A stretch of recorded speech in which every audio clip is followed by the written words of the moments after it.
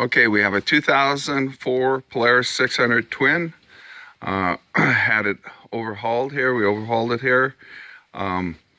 Stuck it back together. Had no spark. Bike was running on one cylinder when it come in. After we overhauled it, we changed out the stator and the rectifier. Still no spark. Done a bunch checking on different wires, switches, and everything. Still no spark. We'll turn it over here and show you there's no spark. Okay,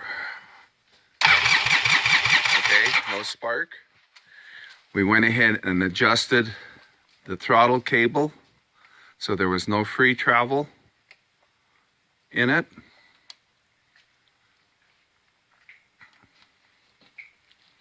Okay, here we go. Now we have a start. There's an electronic sensor in the throttle cable. It's carbureted engine, but the sensor must be used for the engine brake. Hopefully this helps somebody out. Thanks, YouTube.